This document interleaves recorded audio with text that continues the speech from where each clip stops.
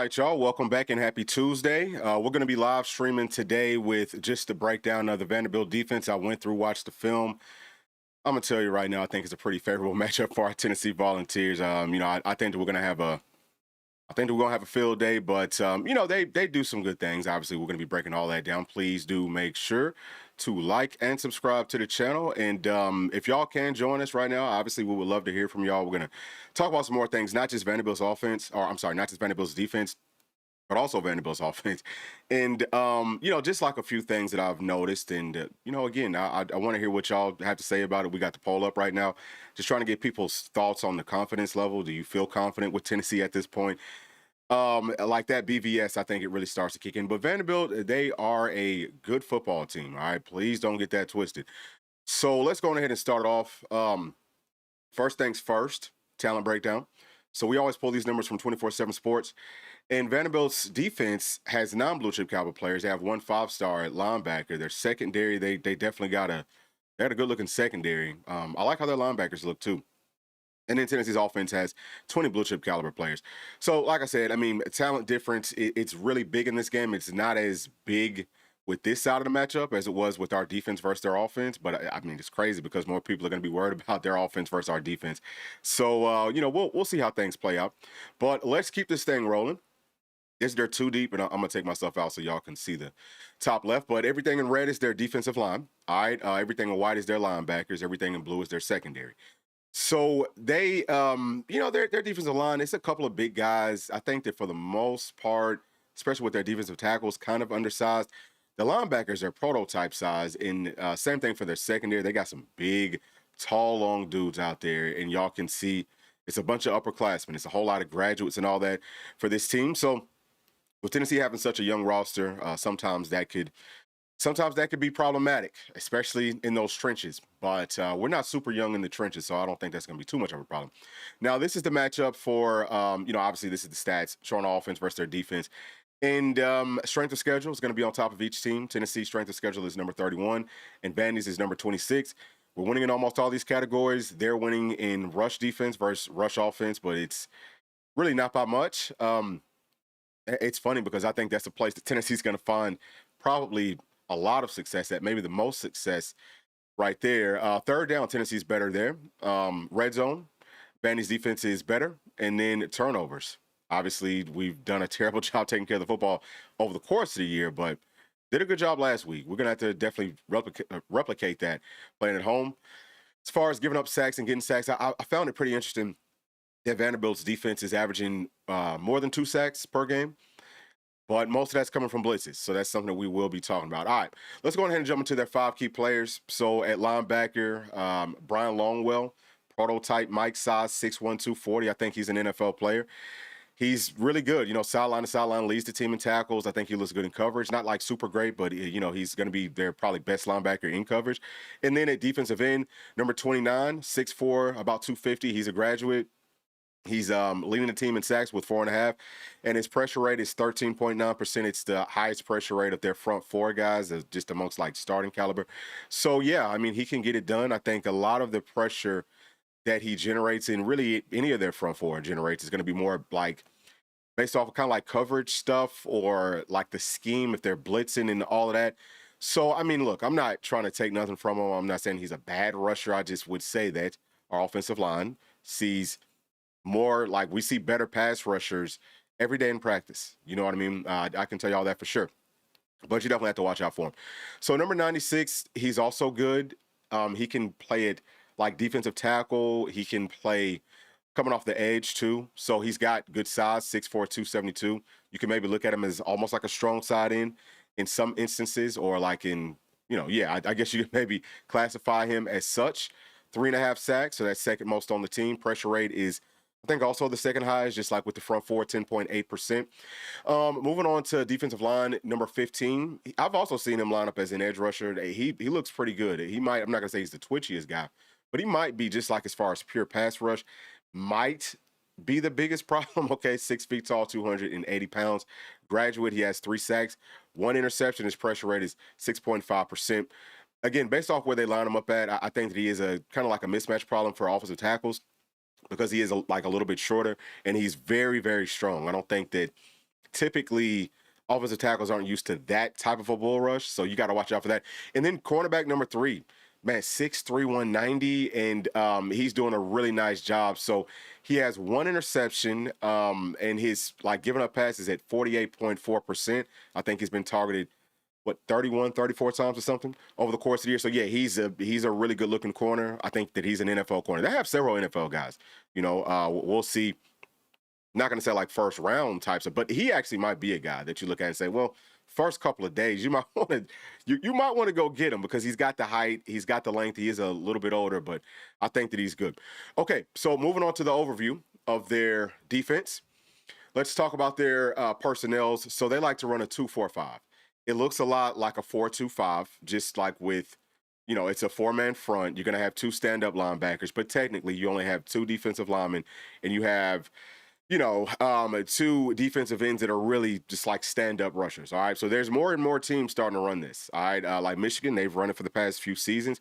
Georgia's starting to run this more. In Georgia, once they started running this, they started to look really good. So the whole theory, y'all, is just to get more speed out there. So they run that about 54% of the time. 3-3-5 is at 22.8%. So both of those are nickels. They live in the nickel. And 1-4-6, that's a dime. They run that a lot. They run a whole lot of dime. And 3-4, only at 2.4%. What it tells you is they feel like they've got more secondary players than they have true front 7 players. All right. So as far as their blitzing ratios, they're total at 41.1%. That is the second most in the conference. As far as versus the run, 39.2%. I think that's the most in the conference. And then versus the pass, 42.2%. That's at number 4 or number 5 in the conference. So they blitz a lot. And they like to bring the blitzes from the outside. They'll bring cornerback blitzes. They bring, slot cornerback blitzes. They bring safety blitzes. They bring it from the third level a lot. And just based off of the formations, it's worked very well versus more of these pro-style systems. Versus Tennessee, where we do some pro-style stuff, but it's still going to be beer and shoot, I don't think it's going to work as well. I think that, and Coach Hopple touched on it, versus us, they typically have a totally different defensive look. I don't know if they'll do too much of that this season just because Tennessee's offense has changed drastically from what we did last year. But Tennessee might want to go back to the looks that we had last season. As we go further into this, y'all will understand why. They don't bring a ton of, they will bring 7-man pressures, but not, I would say I want to say it might have been top 5 in the conference. Guess who's number 1, y'all? Tennessee's number 1. We bring 7-man pressures, I think 4.2% of the time. There's a lot of folks saying that, man, Coach Banks needs to dial up more blitzes. He is dialing them up, but he's haven't been getting home. There is a personnel problem some with this defense. We're starting to get that figured out. But just as far as trying to figure things out and doing different things, Coach Banks is definitely doing that. All right. So as far as the coverage breakdown, they run the cover 3 the most. So that's a one-high look. You're going to see a whole lot of one-high looks. Quarters is the second most. Cover 0, that's man with no safety help. Cover 2, that's, 2 people playing deep. That's a zone. And then cover 1, that's man-zone hybrid. But they run a lot of man concepts or things that can get isolated. Like we talked about, broke down their offense last night. We talked about the isolation part of the game where you want to get somebody singled on one side of the field and, hey, or it doesn't even have to be on one side of the field, but whatever. You're just making one-on-ones. The way that they play coverage or the way that they have played coverage, we can do a whole lot of that. I'm expecting a ton of quarters coverage in this game because that's what they did to us last season. Just, try to take away all the vertical passes. But we still found, we were still able to find those one-on-ones down the field. All right. So their weaknesses, I'd say just overall talent. I watched a couple of games. I didn't have to watch too much, and I'm going to tell y'all this. I really just started watching film on their defense. Of course, I've seen them playing live and all that, but I never really spent a whole lot of time, and I didn't need a whole lot of time because this is a mismatch problem for them for sure. Their defensive tackles, I think that, versus our style is, versus our system, I think it's going to be a problem. You know what I mean? Versus more pro style, they can do some things, but versus us, it's going to be a problem. Quarterbacks that are good athletes. So I always say mobile quarterbacks is kind of a difference, because I would say that Joey Aguilar is a mobile. He can be a mobile quarterback. I don't think that he's really an athletic quarterback, but they do struggle with that. So can we find some ways within our scheme where, the next thing that they struggle with is spreads, spread offenses, because they play with the lighter box, and I don't think that the linebackers are super great as far as, holding up versus that or with that lighter box. But yeah, I think that we can maybe draw some things up to help us maybe get like that +1, if all that makes sense. So yeah, I mean, this is a team that, like I said several times, I think it's a really good matchup for our Vols. Okay, so now that we've gotten through all that, I'm gonna tap into the chat and see what people are talking about. So the first one right here, dang, sorry, David. This one is from David Speaks. See if we can get it back up. There we go. All right. So will Wendell Moy play? I don't know. Probably. I don't know. It's something that obviously we'll talk more about different things. But right now I'm just kind of like focusing on defense. But yeah, Moy. I mean, I have no idea. I'm hoping that he plays. I don't know that we really need him to play in this game. I thought that we would have needed him last week.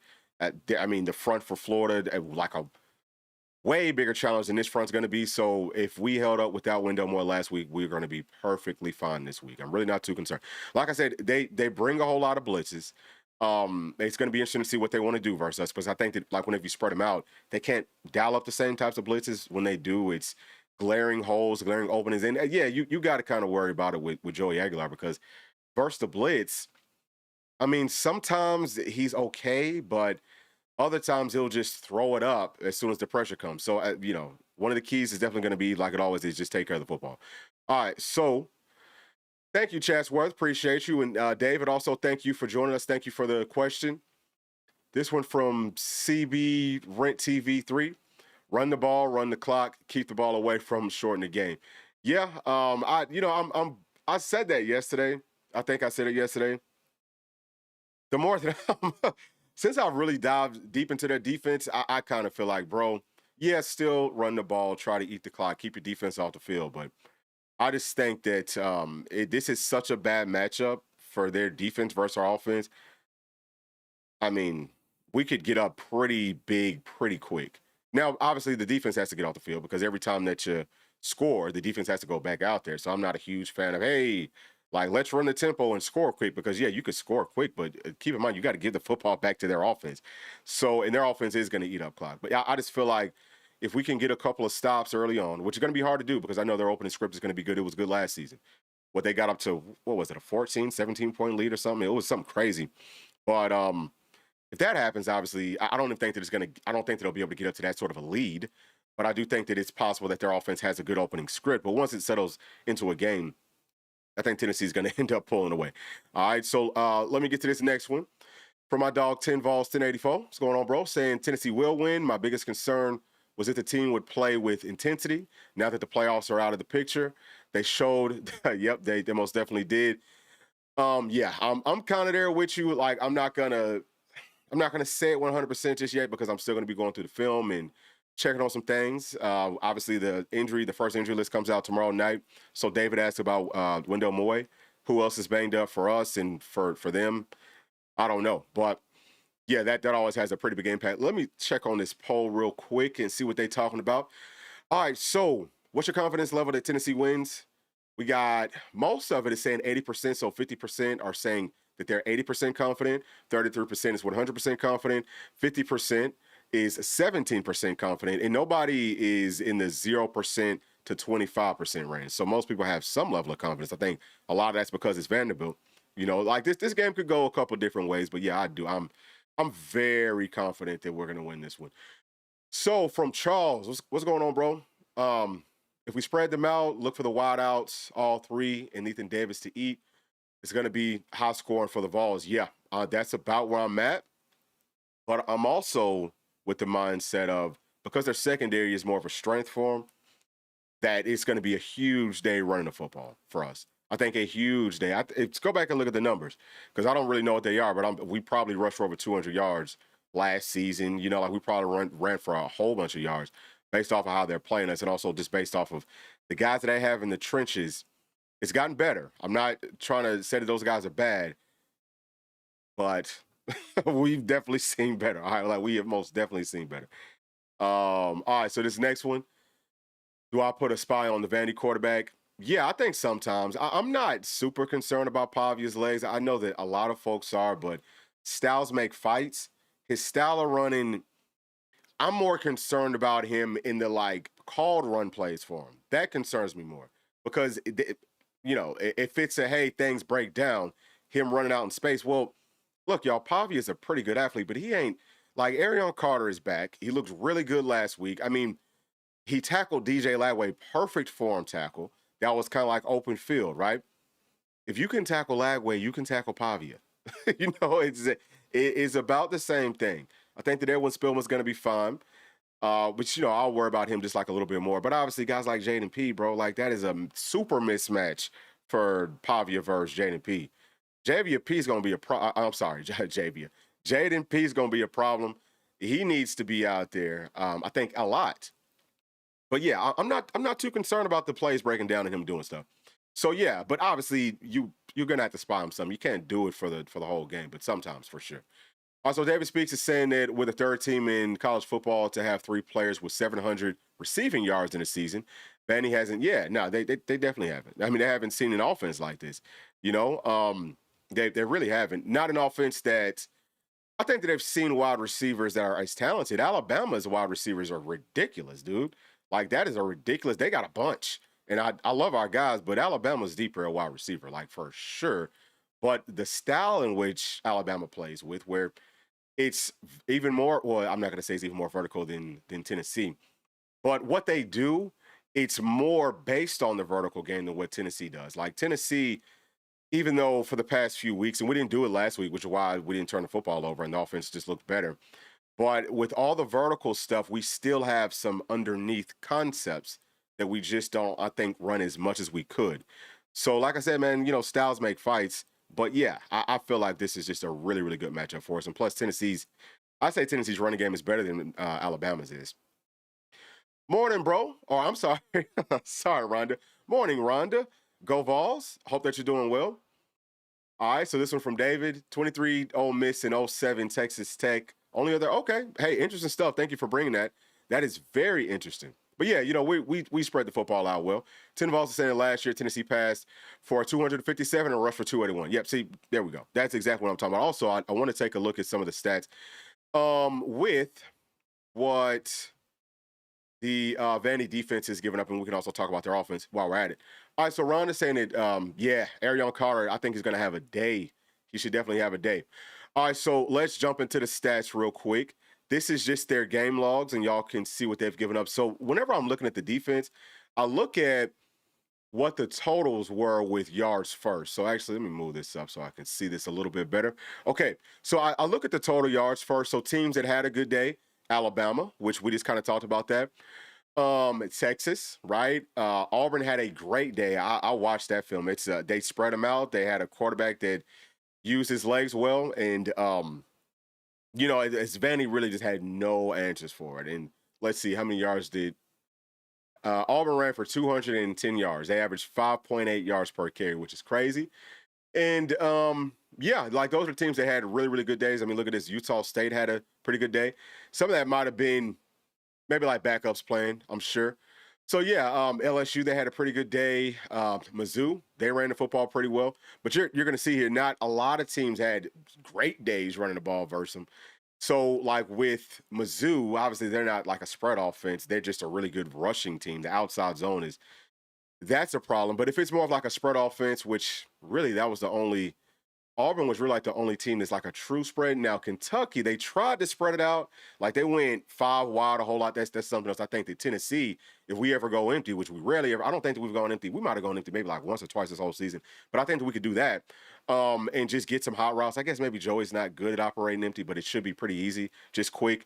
They're going to try to blitz and the openings, like I said, throw at the blitz. But yeah, the daggone Wildcats, they spread you out, but it's still like a kind of like pro style elements to how they're running their route concepts and all that. So that's how it looks. You know what I mean? Like y'all can see a whole bunch of numbers in here. It's probably not super big for you. Let me move on and talk about like what their offense did.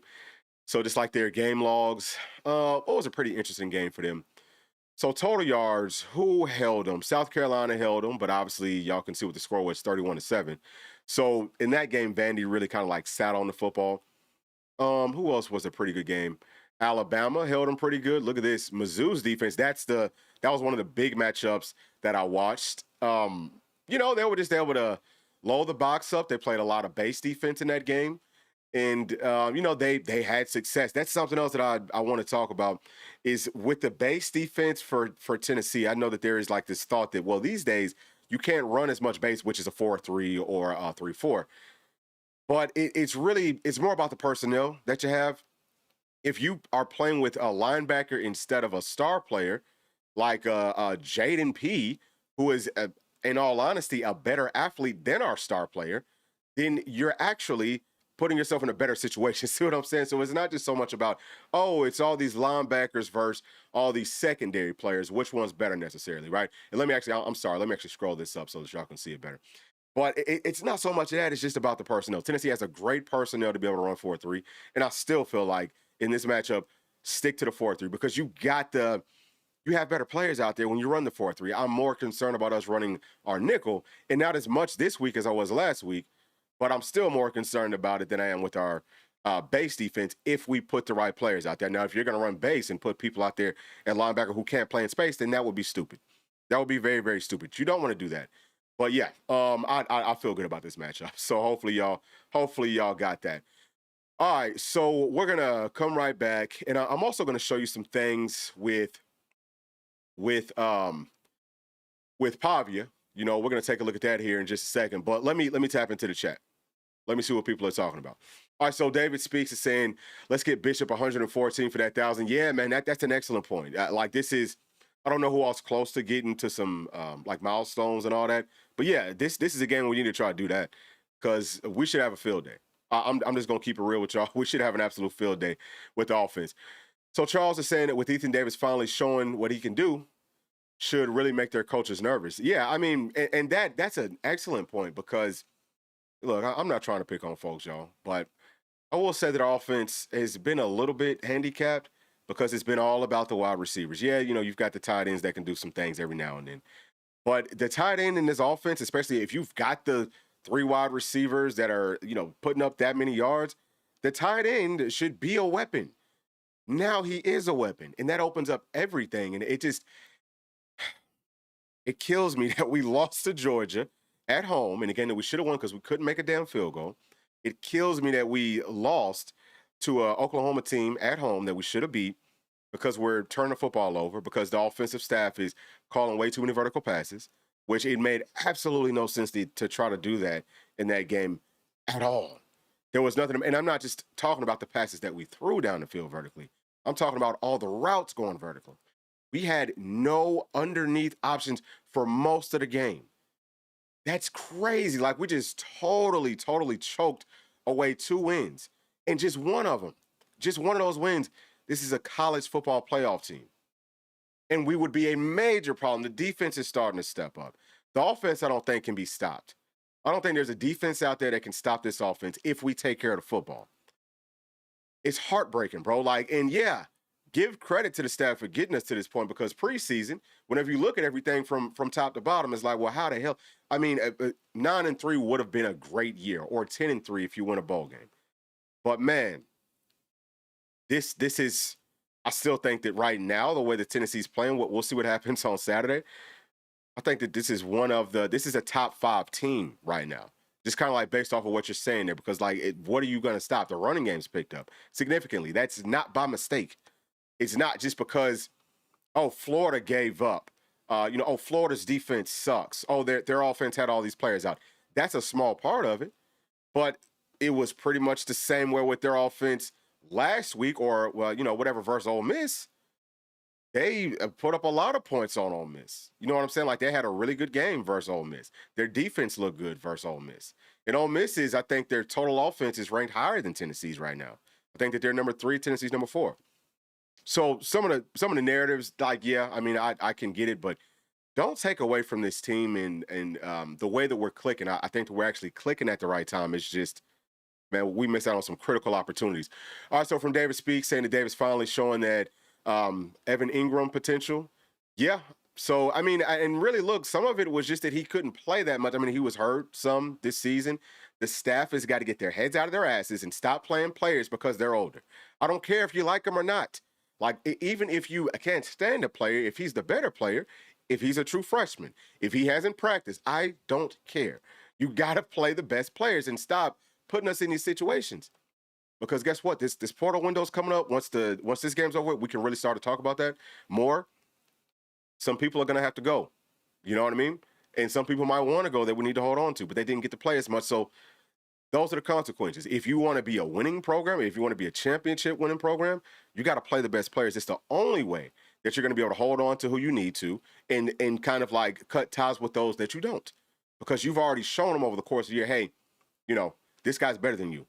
You can either get better and win your spot back, whatever, or we'll see you later on, because that's just the nature of the beast. All right, so let me get to a couple more. So this one's from Rhonda. And that the one thing that makes her nervous is kicking field goals, 1,000,000%, and that's something else. I know that we probably don't have any other kickers, and I know that people want to say, well, this and that, whatever. Dog, listen, if you have one job, you've got to be able to do your job, and I don't care what you're doing when the game ain't on the line. It's about what are you doing when it counts. Anybody can go out there in a non-pressure kicking situation and make those kicks. Dog, those kicks don't even count to me. Make a real damn kick.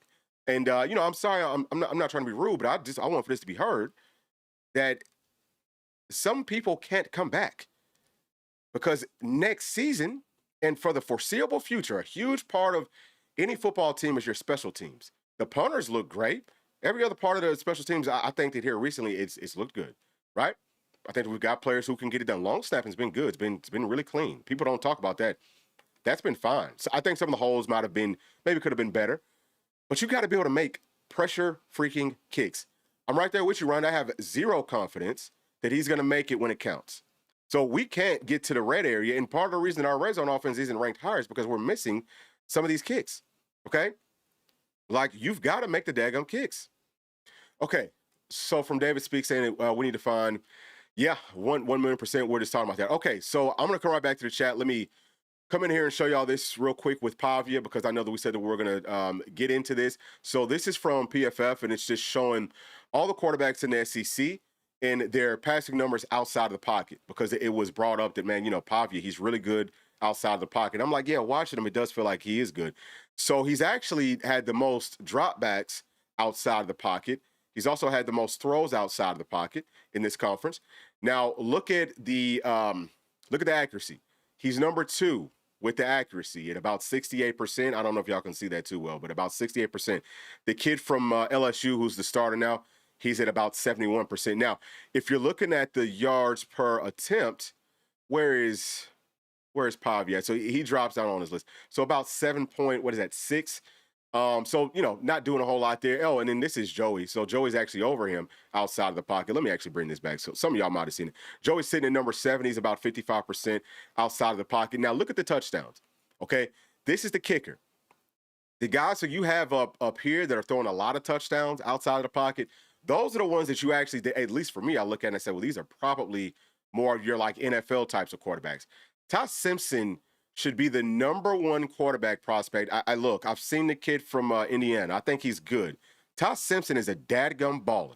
Let me tell y'all that right now. He can use this he's a real, I would like to have him personally. I think he is a real legitimate NFL quarterback. But look, 8 passing touchdowns to 1 interception, outstanding numbers outside of the pocket, y'all. Outstanding. Taylor Green, he's got 7 with 4 picks. I always talk about Taylor Green. Why am I always talking about? Well, he's 6'6", 235. He can run, like he can for real run. He can make you miss. He's a problem talent just because he's big and he's got a cannon. He's good in the pocket. He's good outside the pocket. So he's a guy that's also going to get drafted. He gets hurt, but that's 7 touchdowns. NFL scouts are going to look at his size and everything, and they're going to say, oh, wow, yeah. I mean, he can get it done. We can coach him out of some of those picks. You know what I mean? Marcel Reed, who I don't think is like a super great quarterback. I know he's from Tennessee too. Look at that. It's a couple of Tennessee boys up there. But yeah, I think that he's okay. Obviously, he's good outside the pocket. He might be better outside the pocket than he is in the pocket. That can help them out. They need to keep him, try to keep on moving him outside the pocket. But he has 6 picks, no interceptions. Arch Manning, what did I say? 6 touchdowns, no interception. Arch Manning, he has 6 touchdowns, 1 interception. Cutter Boley, who I think is going to be an NFL quarterback for sure once he gets things figured out. He needs to transfer, get on a better team, but I think that he's got all the makings of it, like 1,000,000%. 3 touchdowns, 3 picks. Lagway, we all know about his interceptions and so on and so forth. But Pavia is way down on this list. Where is he at? Is he even on the list? I don't even see him on here. So he's got Wait, he should be on. Okay, I'm sorry. Here he is. Yeah, he's got 2 touchdowns to 2 interceptions, and then hopefully y'all can see. Yeah, so Joey has 2 touchdowns to 1 interception. All right. So anyway, I just want for y'all to see that. Yeah, this is again all outside the pocket. He is good outside the pocket, but not so much of you're afraid of those touchdowns. So keep him inside the pocket, but at the same time, if he gets outside the pocket, if it's you having to, if he's about I would say probably 40-ish yards out. You don't have to worry about him throwing touchdowns because really with him, once he's outside the pocket, he's more of a runner. He's not that much of a thrower, which is why I'm not too concerned about it. Okay, or that's part of the reason why. So Rhonda saying that, thank you so much for that, Rhonda. That's really kind of you to say. Um, they got some those guys up there, guys and gals. They are really really good at what they do. Would I cut Max? I mean, listen, I'm not trying to say. I mean, yeah, let me just say, yeah, I would. I would either cut him or if you have enough money and like enough spots and all that, then I mean, maybe you could keep him around.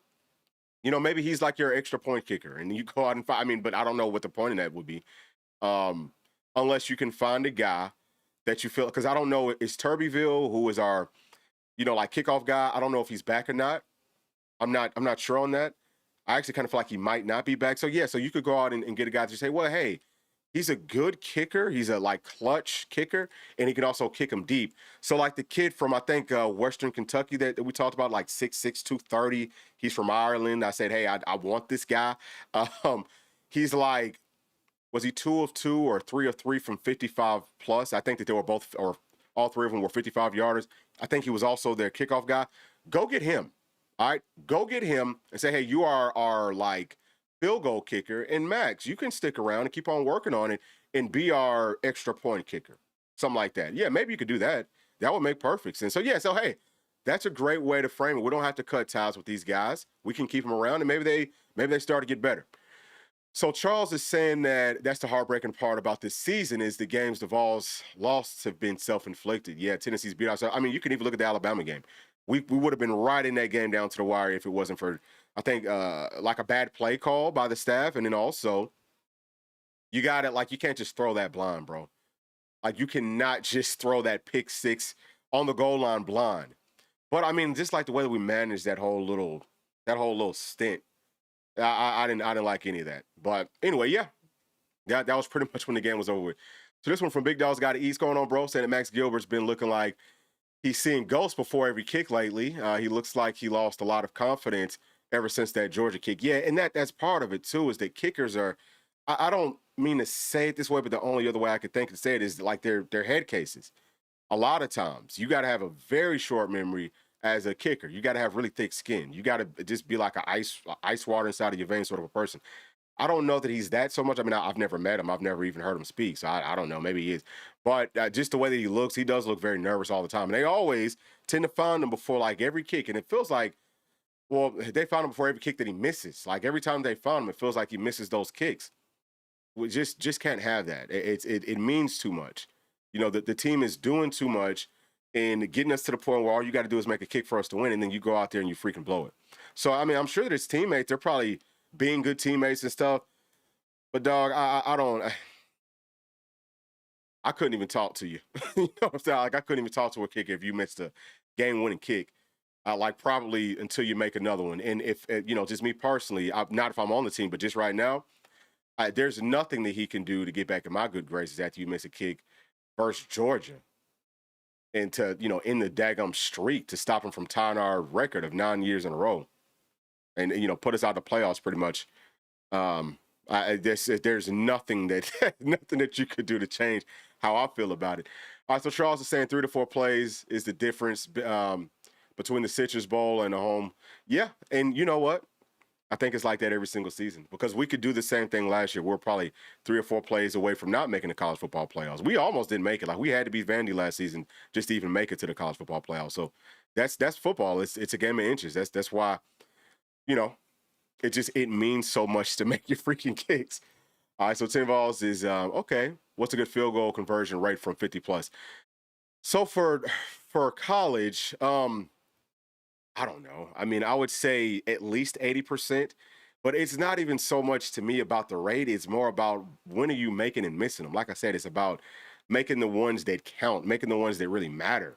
Because you can say all of them matter, but sometimes, I mean, shoot, if you're kicking a 50-yarder and you're already up by 10 points or something, there's really not that much pressure on that kick. You know, like it's kind of all right if you miss that, but like if it's some of these other situations where like the game is on the line. I mean, if it's a 50-yarder, it's tough. You know, you have a little bit of grace there. If it's under 50, these days you got to be, I'd say, about 90%. That's what I want. I want a guy that's just 90%, with all kicks, but 95+% with the pressure kicks. That's just where I'm at. Go out and find somebody like that. And you can't always tell based off of their body of work. Sometimes, like, you got to look at their body of work and say, okay, and then watch them kick, watch their fundamentals and see, looks like he's got some good stuff. You know, we feel like we can work with this guy, but talk to him. I mean, like, this is going to sound crazy, but I was telling this to P not too long ago. If I'm a coach, if I'm out there talking to players and all that, especially like specialists, kickers and punters, like whenever I go up to the school and they're going to come inside of the coach's office to have a chat with me, I might hide somewhere or just catch them off guard with like a horn or like jump at them and just see, you know what I'm saying? Like, do you have it or not? It sounds crazy, but I need to see some of that type of stuff in those just stupid random situations, but also need to see what are you doing when it counts. And I know the coach Heupel, he's talked about it, or like one of the specialists talked about it, that he is all up in their face on some of these kicks and all that. Like, you got to do that, but you got to put them through like a workout if you can and see, can they do it when it counts? Can they do it on the fly? And if they can do that consistently, those are the guys that you want. You can just have a conversation and just talk to a guy and see, does he have that like stoic to him? You know, like is he just like just calm all the time? That's what I'm really looking for. It's almost like a personality plus the skill set. Yeah, I think the Brazil's gonna hopefully get over 1,000. He's horrible outside of 40. That's gross. I haven't really even looked at his numbers here recently, but yeah, that's just not gonna get it done for me personally. I mean, these guys work too hard. They work way too hard for you to come out here and be missing daggum kicks, bro.